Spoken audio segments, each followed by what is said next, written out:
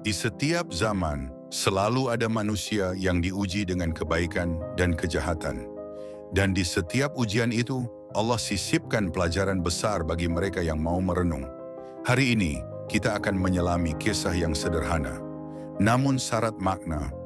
Kisah tentang seorang lelaki, tentang sedekah, dan tentang bagaimana Allah menyelamatkan dengan cara yang tak disangka. Pada masa Nabi Syaleh alaihissalam, Allah mengutus beliau kepada kaum Samud, kaum yang kuat secara fisik, ahli dalam memahat gunung, namun keras hati terhadap kebenaran. Di tengah kaumnya, Nabi Syaleh terus menyeru kepada tauhid, menyeru agar mereka menyembah hanya kepada Allah. Namun seperti para nabi yang lain, seruan itu tidak selalu diterima dengan baik. Sebagian menentang, sebagian mencemooh, dan sebagian menyakiti. Di antara orang-orang yang menyakiti Nabi Syaleh, ada satu lelaki yang terkenal karena lisannya yang tajam dan perilakunya yang buruk. Hari demi hari, dia terus menyakiti para pengikut Nabi.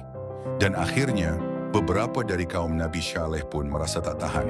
Mereka datang dan berkata, "Wahai Nabiullah, berdoalah keburukan untuk lelaki itu, agar dia dihukum oleh Allah karena kezalimannya." Namun Nabi Syaleh menjawab dengan bijak, "Pergilah kalian, karena kalian telah dicukupkan dengannya." Jawaban ini mengandung makna dalam. Nabi Syaleh tidak langsung mendoakan keburukan, karena beliau tahu bahwa Allah lah yang paling tahu cara memberi pelajaran. Dan ada kalanya pelajaran itu datang dengan cara yang paling lembut, namun paling menohok. Lelaki itu hidup sebagaimana biasanya. Setiap hari ia pergi ke hutan untuk mencari kayu bakar. Satu hari, ia membawa 2 potong roti bersamanya. Satu ia makan di tengah perjalanan, dan satu lagi ia sedekahkan kepada seseorang yang ia temui. Ia tidak tahu bahwa hari itu, tindakannya yang kecil akan menyelamatkan nyawanya. Hari mulai sore, ia pun kembali ke rumah. Dengan kayu yang diikat di punggungnya, sesampainya di kampung, Nabi Syaleh memanggilnya. "Apa yang kau lakukan hari ini?" tanya Nabi Syaleh. Lelaki itu menjawab dengan jujur, tanpa rasa bersalah. "Aku keluar mencari kayu seperti biasa. Aku membawa 2 potong roti, 1 aku makan, dan 1 lagi aku sedekahkan."